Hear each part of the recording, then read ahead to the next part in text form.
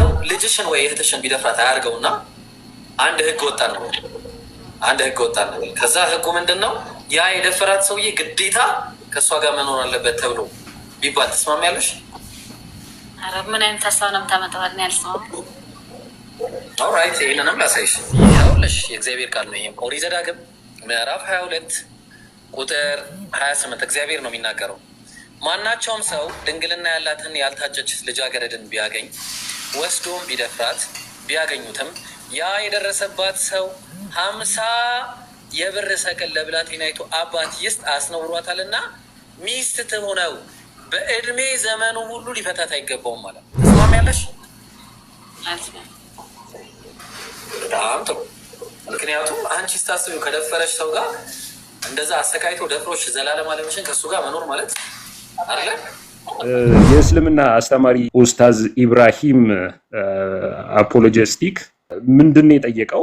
በመጽሐፍ ቅዱስ እግዚአብሔር የሴቶችን መደፈር ያበረታታል የሚል ሐሳብ ነው ያለው። ክርስትና ውስጥ ያሉ ሴቶች እንዲሸማቀቁ ነው ጥያቄው እየቀረበ ያለው። ሐሳቡ የሚቀርበው እነሱን እንዲያፍሩ እንዲሸማቀቁ የቀረበ ጥያቄ ነው። ለዚህም ማስረጃ ብሎ የሚያቀርበው ኦሪት ዘዳግም 22 ላይ ነው። የሚጠይቀው ጥያቄ ምንድነው? ይህ ኡስታዝ እግዚአብሔር ወንድ ልጅ የደፈራትን ሴት እግዚአብሔር መልሶ ደፋሪው እንዲያገባት ያበረታታል ወይም ያስገድዳል እያለ በመጽሐፍ ቅዱስ የሚያምኑ ሰዎችን ጥያቄ ጠይቅ። በተለይ ሴቶችን ካገኘ ማለት ነው፣ ላይቭ ላይ ሴቶችን ካገኘ አንድ ወንድ ቢደፍራችሁ ያንን ወንድ መልሳችሁ ታገቡታላችሁ ብሎ ይጠይቃቸዋል። ያው የሴቶቹ መልስ ደግሞ ምንድነው የሚሆነው? እንዴት ክብራችንን የነካ ሰው ልናገባ እንችላለን የሚል መልስ ነው የሚሰጡት። እሱ ደግሞ በመጽሐፍ ቅዱሱ አማኝ ከሆናችሁ የደፈራችሁን ሰው የማግባት ግዴታ አለባችሁ ብሎ ዘዳግም 22 ቁጥር 28ን ይጠቅሷል ማለት ነውና እንዴት ነው እዚህ ክፍል ላይ ያለው የመጽሐፉ ሐሳብ ምንድነው? ፓስተር ቤኪ ከቁጥር 28 እና 29 ውጪ ይሄ ሰው ምንም ጥቅስ የሚያውቀው ነገር የለው። አስገድዶ መድፈርን ያበረታታል ምን ማለት ነው? አሁን ቁጥር 25ን ያነበበ ሰው ነው ይሄን ያለው ብለህ ብትጠይቀኝ አይደለም። ይሄ ወገናችን አላነበበውም። የሚያውቀው ዘዳግም 22ን ቁጥር 28 እና 29ን ብቻ ነው የሚያውቀው። እሱም ከዌብሳይት ላይ ከምናምን ላይ ነው የሚያመጣውና ሌላውን ሁሉ የማንበብ ዕድል አላገኘም። ወገናችን ገና ለገና ከቁርአን ወይም ከሐዲስ በሴቶች ላይ ያለው ነገር ጥሩ አይደለም የሚል በሌላ በኩል የመጣባቸውን ጫና ያንን ለመቀየር መጽሐፍ ቅዱስ ወይም እግዚአብሔር ያበረታታል ብሎ የሚለው ይሄንን ይችላል። በዚህ ማጥመድ የሚቻለው እዚሁ ሶሻል ሚዲያ ላይ ያሉትን ሴቶች ነው። ብዙ አሁን ልክ እነሱ አብዛኞቹ ሲሰሙት የት ቦታ ላይ ነው የሚሉት እነሱ ራሳቸው፣ ምክንያቱም አያውቁትማ። ስለዚህ እንደዚህ አይነት ሴቶችን እየሄደ ማስደንገጥ ነው ዝም ብሎ የሚኖረው። መጽሐፍ ቅዱስ ስለ 50 ሰቅል ምንድን ነው የሚያወራው? ምንም እንደዚህ አይነት ጥናት የለም። እዚህ ይሄም ወገናችን የሚያውቀው እጄ ብቻ ነው የሚያውቀው። እንኳን ደፋሪን ሊያበረታታ ቀርቶ መደፈርን ከመከላከል አንጻር እግዚአብሔር ከሰጣቸው በጣም ጠንካራ ከሆኑት መካከል አንዱ ነው። እንኳን መደፈርን ሊያበረታታ ቀርቶ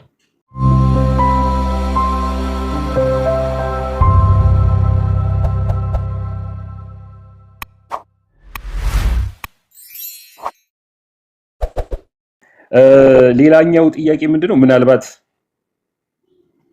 ያው በቅድሚያ ያው ለቃላት አጠቃቀሚ ይቅርታ ጠይቃለሁ። ምክንያቱም ጥያቄዎቹ የሚነሱት ያው ከኔ ስላልሆነ ያው ሰዎቹ ያነሱትን ስለሆነ ደግሞ ያለውት ከኔ ስላልሆነ ግን ያው ይቅርታ ጠይቃለሁ።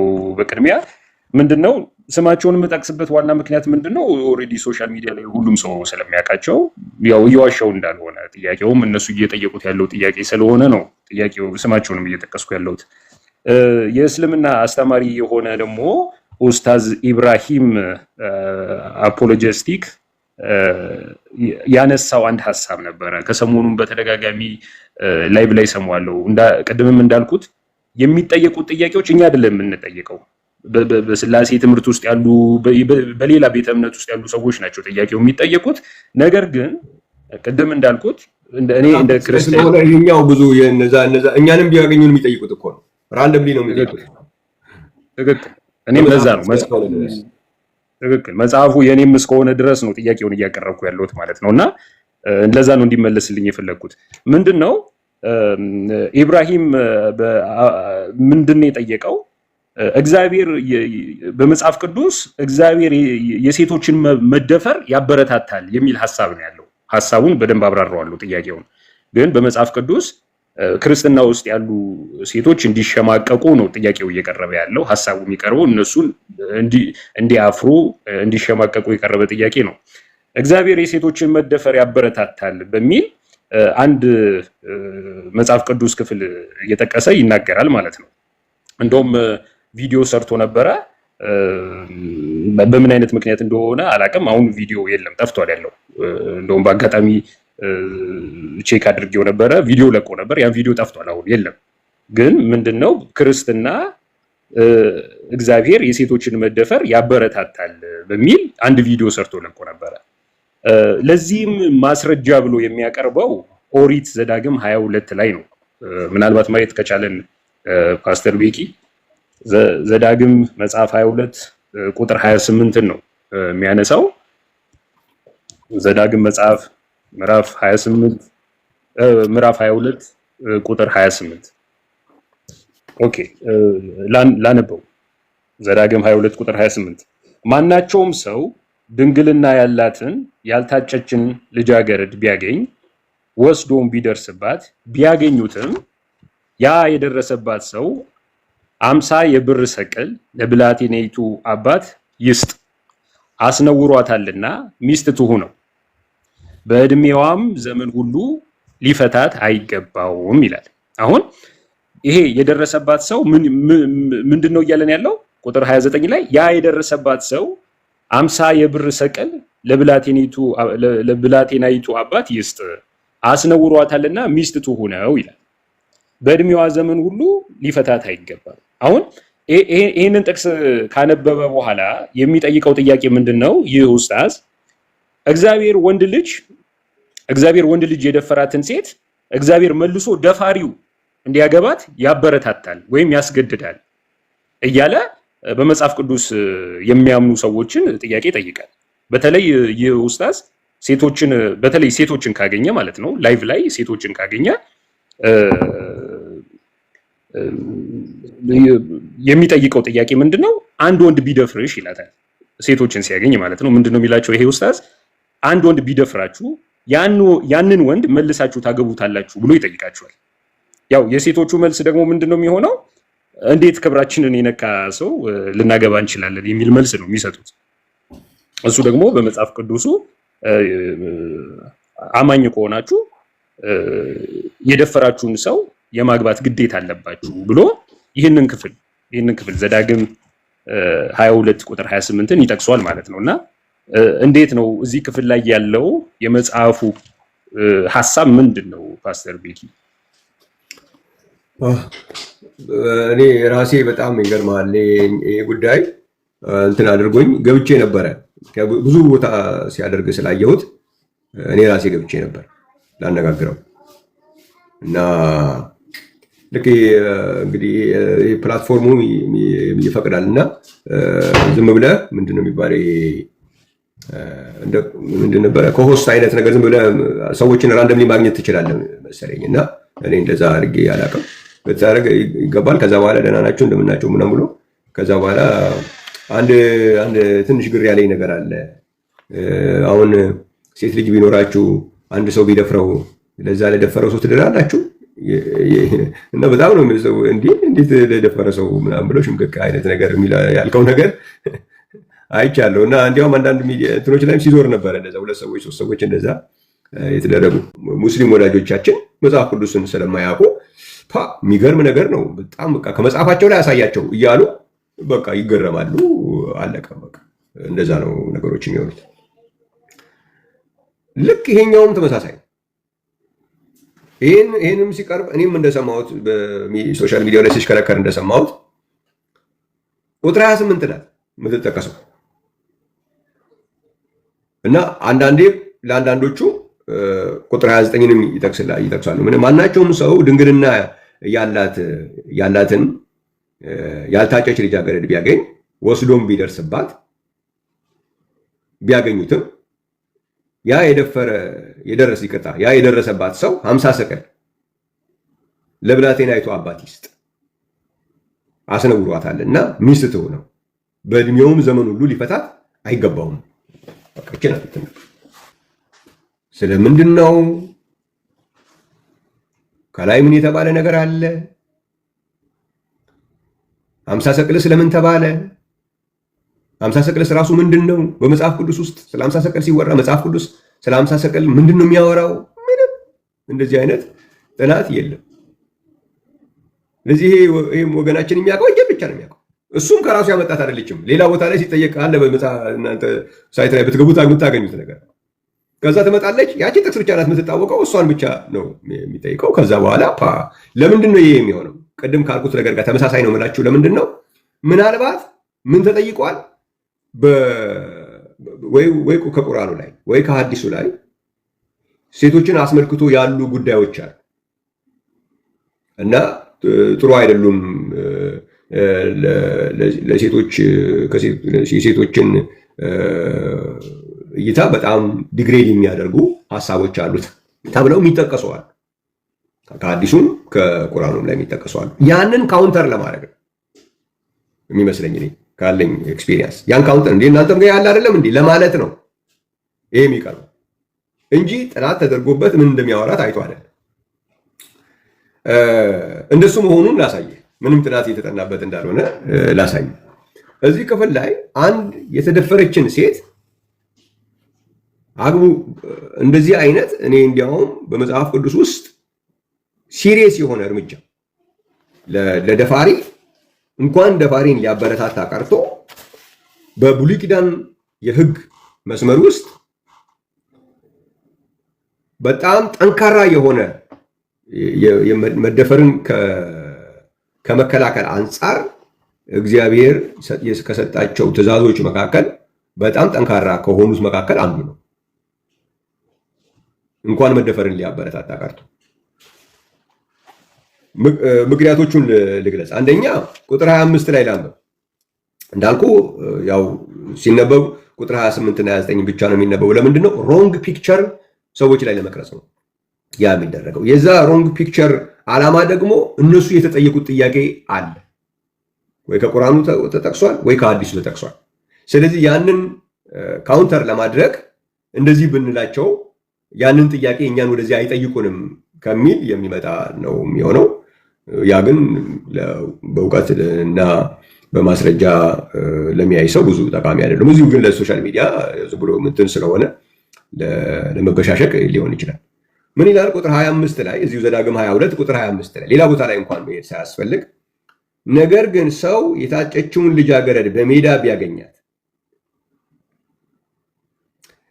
በግድም አሸንፎ ቢደርስባት ያ የደረሰባት ሰው ብቻውን ይገደል።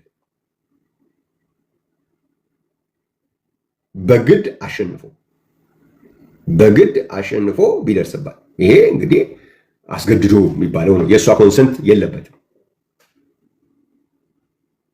ስለዚህ እንደዛ አይነት ነገር ከተደረገ እንዲያውም ቅጣቱ እስከ ሞት ድረስ የሚመጣ አድርጎ ነው ያስቀመጠው። በጣም ከፍተኛ ቅጣት ነው። አስገድዶ መድፈርን ያበረታታል።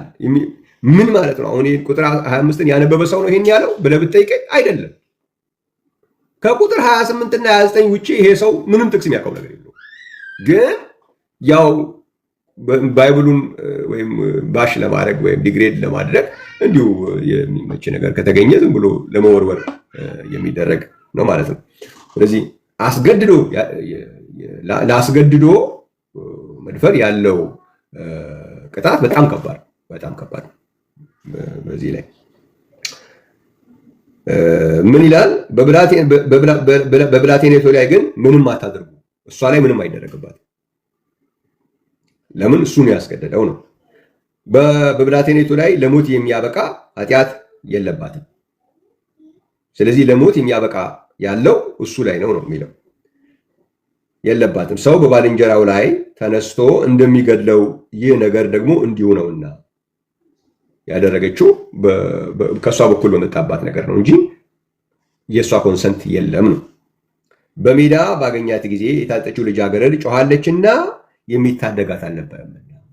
ስለዚህ እሷ ጮኻለች፣ የሚታደጋት አታለች፣ ደፍሯታል። ስለዚህ ቅጣቱ ከፍተኛው ነው። ይህንን መጽሐፍ ነው እንግዲህ ይሄ ወገናችን ገና ለገና ከቁርአን ወይም ከሐዲስ በሴቶች ላይ ያለው ነገር ጥሩ አይደለም የሚል በሌላ በኩል የመጣባቸውን ጫና ያንን ለመቀየር መጽሐፍ ቅዱስ ወይም እግዚአብሔር ያበረታታል ብሎ የሚለው ይሄንን ነው እንግዲህ። እሺ ስለዚህ ይቀጥልና አሁን ከጮኸች እና በድፍረት ከሆነ መቀጣት አለበታል። ከዛ በኋላ ነው አሁን ይሄኛው ቁጥር 28 የሚመጣው። ግን ማናቸውም ሰው ድንግልና ያላትን ያልታጨች ልጃገረድ ቢያገኝ ወስዶም ቢደርስባት፣ አሁን ያኛውን ምንድን ነው የሚለው? በግድ አሸንፎ ቢደፍራት ነው የሚለው። የቁጥር 25 ያነበበ በግድ አሸንፎ ቢደፍራት፣ በግድ አሸንፎ ከደፈረ ቅጣቱ እስከ ከፍተኛው ድረስ የሚሄድ። እዚህኛው ላይ ግን በግድ አሸንፎ ደፈራት አይልም። ስለዚህ የእሷ ኮንሰንት አለ ማለት ነው። በዚህ ላይ ወደ እንግሊዝኛውም ወደ ግሪከኛውም ወደ ዕብራይስጡ ሄዳችሁ ስታዩ ቁጥር 25 ላይ ያለውን ቃል ምንድን ነው የሚለው? ሻዛቅ ይለዋል። ፕሮናንስ በትክክል አድርጌው እንደሆነ አላውቅም። የስትሮንግ ነምበሩ 2388 ነው። አሸንፎ ወይም ኮንከር የሚል ቃል አለ። አሸንፎ በቃ በኃይለኛ ሆኖባት ከእሷ ላይ ደፍሮ ማለት ነው። በኃይል አሸንፎ ልክ ቁጥር 25 ላይ እዚህ አማርኛችን የሚናገረው ምን ብሎ ነው የሚያስቀንበው? በግድ አሸንፎ የሚለው ማለት ነው። እሱን ነው የሚያሳየው። የምዕራፍ 28 ቁጥር 28 ላይ ያለውን ግን ታፋስ ነው የሚለው። ታፋስ ማለት ማኒፑሌት አድርጎ ይላል። ማኒፑሌት የሚለው ደግሞ ምንድን ነው? ኢን ስኪልፉል ማነር ይለዋል። ሃንድል ኦር ኮንትሮል ቲፒካሊ ኢን ስኪልፉል ማነር። አሳምኗት። እንግዲህ በእኛ በአማርኛችን ትንሽ ቃሉ እንትን ይላል፣ ግን አግባብቶ እንደማለት ነው። እንደሱ ከሆነ ያደረገው ወስዶ ቢደርስባት ቢያገኙትም ያ የደረሰባት ሰው 50 ሰቅል ለብላቴናይቱ አባት ይስጥ፣ ያውም ለእሷ አይደለም። ምክንያቱም እሷ እንትን ሆናል፣ ኮንቪንስ ሆናል፣ ሃንድል አድርጓታል ወይም ማኒፑሌት አድርጓታል። ማኒፑሌት የሚልም ቃል ይጠቀማል። ታፋስ ነው የተፈጠረው። ስለዚህ እንደዛ ከሆነ ያንን ካደረገ በኋላ ሰውየው የሚፈልገውን ነገር አድርጎ ያው እንግዲህ ምን አውርቶ እንደሚያደርጉ አንዳንድ ሰዎች እንዲህ ያደርጋለሁ እንዲህ ብላም ብሎ እዛ ድረስ ይሄዱና እዛ ደረጃ ከደረሱ በኋላ ጥለው ይሄዳሉ። እንደሱ ማድረግ አይቻልም ነው። ታፋስ አድርጎ ከልጅቷ ጋር ከተገናኘ በኋላ ከዛ በኋላ ጥዬ ሊል ቢል አይሆንም ነው። እሷም ፈቅራ ነውና ታፋስ ሆና ነውና ያን ያደረገችው ለእሷ የሚገባት ምንድን ነው? እንግዳው ሚስት ነው መሆን ያለበት እንጂ ተገናኝተሽ መሄድ አትችልም ነው። ለአባቷ ግን ለቤተሰቦች ግን ለእሷ አይደለም። እሷ ኦልሬዲ ፈቅዳ ያደረገችው ስለሆነ ተግባብታ ያደረገችው ነገር ስለሆነ ታፋስ ስለሆነ የተፈጠረው ለእሷ የሚገባት ባል ሆኖ መቅረት ነው እስከ መጨረሻ። እሷን ጥሎ ሌላ አገባለሁ ብሎ እሷን መጠቀሚያ አድርጎ መሄድ አይችልም። መጠቀሚያ አድርጎ መሄድ አይችልም። መያዝ አለበት በባልነት ነው። ቤተሰብ ግን ሳይጠየቅ ስለሆነ የተደረገው ለቤተሰብ ለአባቷ 50 ሰቅል ይክፈል እንጂ ለእሷ አይደለም። እንዲህ አድርጋለን 50 ሰቅል ይበቃሻል ብሎ ያርግ አይደለም የሚለው። ለእሷ የተሰጣት ምንድን ነው? ባል ሆኖ መቅረት አለበት። ታፋስ ነው የተፈጠረው። ስለዚህ አስገድዶ ግን የደፈረ ከሆነ ግን አስገድዶ ከሆነ ያደረገው ለአስገድዶ ለደፈረ ውሳኔው ሞት ነው የሚለው መጽሐፉ ላይ። ስለዚህ ይሄ ወገናችን አላነበበውም። የሚያውቀው ዘዳግም 22ን ቁጥር 28 እና 29 ብቻ ነው የሚያውቀው። እሱ ላይ የሚፈረድ አይደለም። እሱም ከዌብሳይት ላይ ከምናምን ላይ ነው የሚያመጣውና ሌላውን ሁሉ የማንበብ ዕድል አላገኘም። ስለዚህ የኔ ምክር ምንድን ነው? እንደዚህ አይነት የኮምፓራቲቭ ሪሊጅን ላይ የሚሰሩ ወገኖች እኔም ሰርቼ ስለማቅ ማለት ነው፣ በተለይ በሌላ እምነት ላይ በሚሰራበት ጊዜ ጥንቃቄ ይጠይቃል። በደንብ አድርጎ ያኛውን በዛኛው በኩል ያለውን ነገር ማንበብ፣ ማጥናት፣ ጥልቅ ጥናት ማድረግ፣ ብዙ ውይይቶች መስማት ይጠይቃል። ዝም ብሎ የሆነች የተሰጠ ነገር ብለህ ተከደ እዛ ላይ ትያዛለህ። በተለይ በሌላ እምነት ውስጥ ስትገባ ሌላኛው እምነት የእምነቱ ባለቤት ስለራሱ የተሻለ ስለሚያውቅ በቀላሉ ሊይዝ ይችላል እና በዚህ ማጥመድ የሚቻለው እዚሁ ሶሻል ሚዲያ ላይ ያሉትን ሴቶች ነው። ብዙ አሁን ልክ እነሱ አብዛኞቹ ሲሰሙት የት ቦታ ላይ ነው የሚሉት እነሱ ራሳቸው፣ ምክንያቱም አያውቁትማ። ስለዚህ እንደዚህ አይነት ሴቶችን እየሄደ ማስደንገጥ ነው ዝም ብሎ የሚኖረው። ዓላማውም እነሱ ላይ የተጠየቀ ጥያቄ ሊኖር ይችላል። ኤግዛክትሊ ምን ጥያቄዎች እንደተጠየቁ አላውቅም። እኔ የማውቃቸው ጥያቄዎች አሉ በእስልምና ላይ እኔም ጠይቄያለሁ። ብዙ ጠይቄ የማውቃቸው እንትኖች አሉ እና እነዛ ጥያቄዎች ሲጠየቁ እነሱን ካውንተር ለማድረግ አፍ ማዘጊያ ይሆናል በሚል ዝም ብሎ የሚቀርብ ነው እንጂ በእውቀት ላይ የተመሰረተ አይደለም። ምንም ይህንን ነገር ፖይንት አድርጎ የተነሳ ሰው የሆኑ ጥቅሶች እዚህ እና እዛ ያሉ ጥቅሶች እውቀት እንጂ የመጽሐፍ ቅዱስ እውቀት የለም። ስለዚህ ከዛ የሚመጣ ችግር ነው እንጂ መጽሐፍ ቅዱስ የደፈረን ሰው የሚያበረታታበት ምንም ለዛ ማስረጃ ሊቀርብ የሚችል አይደለም። ይሄ ብዙም አይደለም፣ ወደ ላይም ሩቅም ሳይሆን 1 2 3 ቁጥር ከፍ ብሎ ማንበብ ብቻ ነው የሚጠይቀው። በጣም ነው የሚያሳዝነው። መጽሐፉን ይዘህ ተሸክመው 1 2 3 ቁጥር እንኳን ከላይ ሳታነብ እንደዚህ አይነት ኮንክሉዥን ላይ የሚደረስ ከሆነ የእውቀት ጉዳይ ሳይሆን እዚህ አካባቢ ላይ ያለው የመበሻሸቅ ነው። ስለዚህ እነዛ የጠየቁ ሰዎችን ለማብሸቅ ተብሎ ዝም ብሎ የሚደረግ ነገር እንጂ በእውቀት ላይ በመረዳት ላይ እና በእውነት ላይ የተመሰረተ አይደለም። በዚህ ላብቃ። ግልጽ አይደለም ወደ እንጅሎ ፓስተር ቢኪ በጣም ነው የማመሰግነው። ግልጽ ነው። ስለዚህ 25 እና 28 ሁለት ሐሳብ ነው እየተናገረ ያለው ነው አይደለ? ቁጥር 25 እና 28 በጣም ራሱ ወደ በእንትኑም ወደ ዕብራይስጡም ስትሄድ ምናልባት ለሪከርድ እዚህ ጋር ላስቀምጠውና ስትሮንግ ነምበሩ 2388 ነው። ለቁጥር 25 ላይ አስገድዶ የሚለው ያለው 2388 ነው የሚጠቀመው። ለ22 ዘዳግም 22 28 ላይ ደግሞ 86 10 ነው የሚጠቀመው። ስለዚህ ኮምፕሊትሊ የተለያየ ስትሮንግ ነምበር ነው ያለው ራሱ ከመጽሐፉ ላይ ካለውም አንስቶ ማለት ነው። ምክንያቱም የላይኛውን በግድ ያደረገውን እዛ ላይ የተወሰነበትን ውሳኔ አይተናል። ደግሞ በታፋስ በሚሆንበት ጊዜ ደግሞ ለቤተሰብም መክፈል አለበት። ለቤተሰብ የተከፈለበት እንትኑ ያረዝመዋል እንጂ 50 ሰቅል ማለት በዛ ዘመን ቋንቋ ምን ማለት መሰላችሁ? 50 ሰቅል ማለት በዛ በጊዜው ለአንድ ከ20 ዓመት እስከ 60 ዓመት ያለ ወንድ የሚቤዥበት ዋጋ ነው። ወይ ለምሳሌ ወይ በስለት ሊሆን ይችላል ወይም በሌላ ነገር አንድ ወንድ ከ20 ዓመት እስከ 60 ዓመት ያለ ቢያዝ 50 ሰቅል ተከፍሎ ነው የሚለቀቀው። እንትን ማድረግ ይቻላል። ብዙ እንትን አይደለም።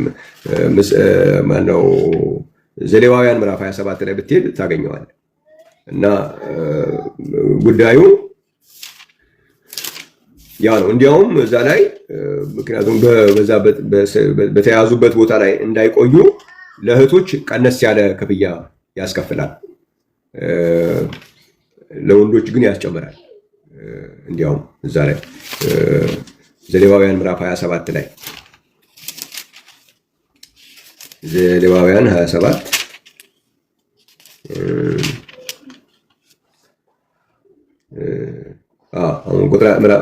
ቁጥር 1 ላይ እግዚአብሔር ሙሴን እንዲህ ብሎ ተናገረው፣ ለእስራኤል ልጆች እንዲህ ብለህ ንገራቸው፣ ማናቸውም ሰው ሰውን ለእግዚአብሔር ሊሰጥ ቢሳል አንተ እንደምትገምተው መጠን ስለ ሰው ዋጋውን ይስጥ ይላል። አንተ እንደምትገምተው ማለት ሙሴን ነው እንግዲህ። ከዛ ኮንቴክስት ከሰው ኮንቴክስት አንጻር ምን ሊሆን እንደሚችል ይናገራል። አንተ እንደምትገምተው ይስጥ ይልና ግምቱን ደግሞ በሰው ግምት አድርጎ ሲያቀርበው ምን ይለዋል? ለወንድ ይላል። ለወንድ ከ20 ዓመት ጀምሮ እስከ 60 ዓመት ድረስ እንደ መቅደሱ ሰቀል ሚዛን ግምቱ 50 የብር ሰቀል ይሁን ይላል። ለወንድ ከ20 ዓመት እስከ 60 ዓመት ላለ 50 የብር ሰቀል ይሆን ይላል። ኦኬ፣ ያ ተከፍሎ ነው የሚቤዠው ማለት ነው። ሴት ከሆነች ግን ይቀንሳል። ምክንያቱም ያው ያ እስከሚገኝ ድረስ እዛው መቆየት የለባቸውም። ለሴቶች አስተያየት አለው ማለት ነው። በቅናሽ ከዛ ባነሰ ዋጋ ለነሱ ፌር ያደርጋል ማለት ነው። ምክንያት ከባድ ነው ያው ለቶች አንድ ቦታ ላይ ብዙ መቆየት እና ለነሱ ምን ይላል? ሴት ብትሆን ግምቷ 30 ሰቅል ይሆን ይላል። ስለዚህ 30 ሰቅል ከፍሎ ማስለቀቅ ይቻላል። ለወንድ ከሆነ ግን ከፍ ያደርጋሉ፣ የበለጠ ነው የሚያስከፍሉት ማለት ነው። ስለዚህ ለጉልበተኛ ብዙ ያስከፍላሉ። ከዛ በኋላ ይመጣና ከ5 ዓመት ጀምሮ እስከ 20 ዓመት ድረስ ግምት ለወንድ ደግሞ አሁንም ለወንድ ሆኖ ደግሞ ከ5 ዓመት እስከ 20 ላለው ደግሞ ይቀንሳል፣ 20 ሰቅል ይሆናል። ስለዚህ በወንዶችም መካከል ልዩነት አለ፣ ግን በእድሜ ነው የሚለየው። ከ20 ዓመት እስከ 60 ዓመት ለሆነ ወንድ ከሆነ 50 ሰቅል ይከፈላል። ከ5 ዓመት ጀምሮ እስከ 20 ዓመት ለሆነ ደግሞ 20 ሰቅል ይከፈላል። እንደዚህ ያደረገ ያስቀምጣል ማለት። ስለዚህ ማክሲመም ማለት ነው። አሁን በዚህ እንትን ላይ እዛ ጋር አሁን ዘዳግም ላይ ስትመለስ ለአባቷ ካሳ ይከፈል የሚለው በዛ ጊዜ ተመን ትልቁ ማለት ነው የሚከፈለው ማለት ነው ለአባቷ። እሷ ግን በመደፈር የተደረገ ስላልሆነ በታፋስ ስለሆነ እሷ ሚስት ታረጋታለህ እንጂ ተጠቅመህ መሄድ አትችልም። እሷም ደግሞ በታፋስ ያደረገችው ስለሆነ ሚስት ሆና ትቀጥላለች። እሱም ጥሏት ሊሄድ አይችልም። መጠቀሚያ ልታረጋት አትችልም ነው እንጂ የሚለው። ደፍሮ ከሆነ ግን ምንም ጥያቄ የለው። በድፍረት ከሆነ በዛ ዘመን አነጋገር ምንም አይነት የደፈረን ሰው አጋቡት ምናምን ይላል የሚለው እዛ በቁርአኑና በአዲሱ ላይ የተጠየቀውን ጥያቄዎች ራሱን በዛው በነበረው በአዲሱ ላይ ወይም በቁርአኑ ላይ ተመስርቶ መልስ መመለስ ሲገባ ያንን መመለስ ሲያቀታቸው ካውንተር የሆኑ ጥቅሶችን አግኝተን እንደዚህ ብናረጋቸው በዚህ አብሽቀን ጥያቄውን ማስቆም እንችላለን በሚል የሚመጣ እንጂ በእውቀት ላይ የተመሰረተ ኢንቴግሪቲ ኦነስቲ የለውም። ዝም ብሎ ያንን ብቻ ፊደሉ ዝም ብሎ ያሳየዋል። እኔ አንድ ጊዜ እንደዚሁ ስልጣኑ ሁሉ ተሰጠ የሚለው ላይ ለሰው ልጆች ስልጣን ሁሉ ተሰጠ የሚል አለ ብሎ አለኝ ማለት ነው። እና እንደዚህ አምጥቶ አስጠግቶ ያሳያቸዋል ማለት ነው። እና ዮሐንስ ወንጌል ምዕራፍ 14 ነው። እና እዛ ቦታ ላይ ሁሉ የሚለው ማናቸውንም ነገር በስሜ የምትለምኑትን ሁሉ የሚለውን ይኸው ስልጣን ሁሉ ለሰው ሰጥቻለሁ ብሏል ብሎ ሁሉ ቢሆን አይታየም ብሎ አስነበበኝ ማለት ነው። እንዴት እስከዚህ ድረስ ሊደረግ ይችላል ብዬ ገረመኝ። እኔ በቃ እንትን ነው በቃ ያ የሚጠየቁት ጥያቄን መሸፈን በራሱ መመለስ ካልቻሉ ካውንተር ለማድረግ በዚህ በመጽሐፍ ላይ ቢልም ባይልም ዝም ብሎ ነው የሚያቀርቡት። እስከዛ ድረስ ነው ያለው። እንትኑ ትንሽ የተካረረ ቶክሲክ የሆነ ኢንቫይሮንመንት ስለሆነ ያለው እንጂ በመረጃ ላይ በእውቀት ላይ በኢንቴግሪቲ ላይ በማስረጃ ላይ የተመሰረተ አይደለም። እኔ ወንድሜ እርግጠኛ ነኝ ይህንን ቪዲዮ ቢያገኘው እንደገና ቁጭ ብሎ ከቁጥር 25 ጀምሮ ቢያየው የአሁኑ ስህተት እንደገና የሚደግመው አይመስለኝም። በዛ ልጨርስ አንጅሉ። እሺ ፓስተር ቤኪ በጣም ነው የማመሰግነው። በጣም ደስ ብሎኛል። ምክንያቱም ደግሞ ተመሳሳይ ሆነብኝ። መጀመሪያ ያቀረብኩት ጥያቄና ሁለተኛ ያቀረብኩት ጥያቄ ሙሉ ግልጽ ነው። አሁን አንተ ስታብራራው ከመጀመሪያው ጀምሮ በአውዱ ስታብራራልኝ በጣም ግልጽ ነው እና ለብቻው ግን እንዳልከው አንድሽ ነገር ለብቻዋ ተገንጥላ ስትወጣ ይመስላል የሚመስሉ ነገሮች ናቸው እና በጣም ደስ ብሎኛል ፓስተር ቤኪ። በዚህ አጋጣሚ ይሄ በእስልምና ላይ የጻፍከው መጽሐፍን አንብቤ ጨርሻለሁ። ይሄ የእውነት ወንጌል ጥሪ የሚለው ለቄዳርና ለነባዮት ነው አገልጋዮች የሚለው መጽሐፍ እሱን አንብቤው ጨርሼዋለሁ። በጣም የሚገርም ነው። በጣም ጠቅሞኛል። እጅግ አድርጌ ነው የማመሰግነው ፓስተር ቤኪ ጊዜን ስለሰጠኝ በጣም ነው የማመሰግነው። እግዚአብሔር ይስጥልኝ። ተባረክ ቤኪዬ። አመሰግናለሁ። ለሌሎቹ ጊዜ ልልቅ። ኦኬ። እኔም በጣም ነው የማመሰግነው አንቺ